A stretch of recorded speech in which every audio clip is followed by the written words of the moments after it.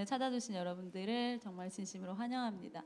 저희 앙상블 안음은 2016년에 만들어져서 횟수로 4년째 지금 이렇게 공연을 하고 있는데요. 안음이라는 뜻은 음악으로 따뜻하게 안아주다 라는 뜻에서 나와서 안음이라고 저희들이 이렇게 이야기하게 되었습니다. 그리고 오늘의 연주는 여러분들 다 아시다시피 북한 어린이 그 겨울 털 신발 후원하는 음악회인데요.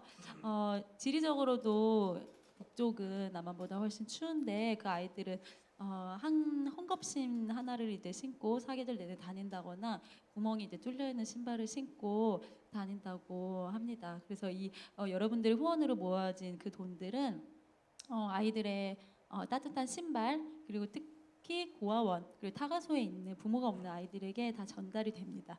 그래서 제가 들고 있는 이 신발 팜플렛 아까 가지고 오시면서 보셨죠? 이 신발이 그 아이들에게 전해지는 신발이거든요. 여담으로 이 신발은 북한에서 그런 신발 콘테스트 같은 거를 했다고 해요. 그렇게 했을 때 정말 정성스럽고 귀하게 만들어지는 신발인데 거기서 이제 털 신발 부분에서 1위를 했다고 합니다. 그래가지고 그곳 사람들 되게 인정하는 그렇게 좋은 퀄리티로 이제 만들어지고 있거든요. 그래서 이 귀여운 신발이 아마 전달이 될 거예요. 얘는 여기다가 우선 내려놓도록 하고요.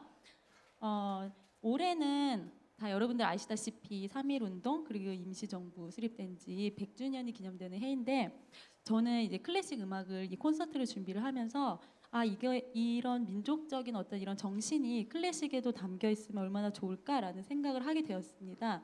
그러던 중에 저희들이 이제 프로그램이 이렇게 정해지게 됐는데요. 저희들이 첫 번째, 두 번째 프로그램 스테이지는 드보르작이라는 동유럽 작곡가의 곡이고 또 세 번째, 네 번째 스테이지는 작곡가는 다르지만 스페인 음악이 주를 이루게 되는 그런 장르의 음악입니다. 근데 이 두 가지 음악이 모두 민족주의적인 성향을 가지고 있거든요. 특히 이제 드보르작 같은 경우에는 낭만주의 시대 때 활동했던 대표적인 작곡가인데요. 드보르작은 아버지는 이제 정육점을 하고 그런 이제 상점을 했기 때문에 가업을 물려받기를 원하셨어요. 하지만 드보르작은 너무나 음악을 좋아해서 자기는 꼭 음악을 해야겠다라고 설득을 해서 결국 음악을 시작하게 되었고 드보르작은 꽤 노력형이라고 전해졌어요. 그래서 항상 기숙사건 학교건 어디든지 밤을 새서 공부를 하는 그런 노력형이었습니다. 드보르작은 자신의 조국인 체코의 민속적인 어떤 스타일을 자기의 음악에 녹여내기를 원했거든요. 그래서 이 음악에서 민족주의라는 것은 작곡자가 명확한 민족 의식을 가지고 자기 민족의 고유한 음악 어법 또는 제재를 사용함으로써 작품 속에 민족적인 감각의 양식을 창조해내는 것을 뜻합니다.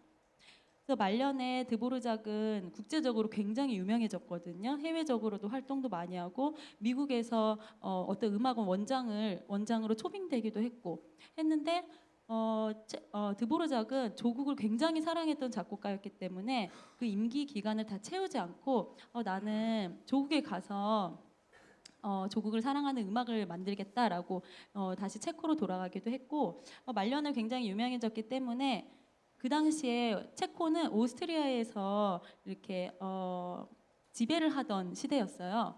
그러니까 오스트리아에서는 드보르작이 워낙에 유명하니까 자신의 나라로 망명을 하라고 몇 번을 요청을 했는데 드보르작은 빈 정부에 대해서 독립투쟁을 하던 자신들의 동포를 버리고 자기만 빈에서 안락하게 살 수가 없다고 하면서 계속 거절을 했다고 합니다. 그래서 드보르작은 조국을 많이 사랑했던 작곡가였고 명성과 부를 많이 얻었음에도 불구하고 늘 소박했고 조용했고 또 평화로운 그런 보헤미안 남쪽 지방을 많이 사랑했다고 합니다.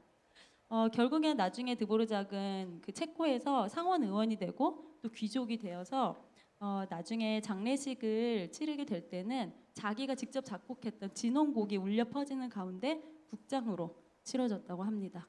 그런 드보르작이 사랑했던 그런 음악을 저희들이 들을 텐데요. 그 프로그램에 이제 저희 나와 있는 첫 번째 곡입니다. 첫 번째 곡인 테르체토라는 곡인데 이 테르체토는 세계의 목소리를 위해 쓴 곡이라는 뜻이에요. 그래서 이 곡이 쓰여진 그런 비하인드 스토리가 있는데 드보르작의 장모님의 집에 어떤 화학을 공부하던 청년과 그를 가르치던 선생님이 같이 살고 계셨다고 합니다.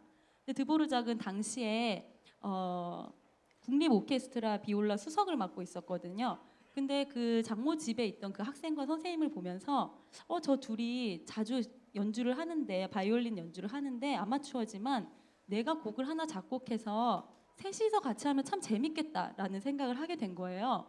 근데 이 생각도 되게 신기했던 것 같아요. 본인은 프로고 매우 잘하는 사람인데 아마추어인 사람을 보고 내가 작곡을 해서 같이 연주를 한다라는 거는 제가 생각할 때는 참 드보르자기 겸손한 사람이지 않았을까? 이런 생각을 하게 되더라고요.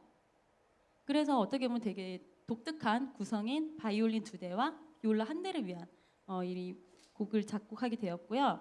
일주일 동안 완성해서 연주를 했는데 이 아마추어들한테는 이것도 조금 어려웠던 거예요. 드보르장은 좀 쉽게 만든다고 했지만 이게 조금 어려워서 이 곡이 74번인데 오프스 번호가 74번인데 바로 다음인 75번에 조금 더 쉬운 낭만적인 소곡이라는 것을 이들을 위해서 또 작곡을 했어요.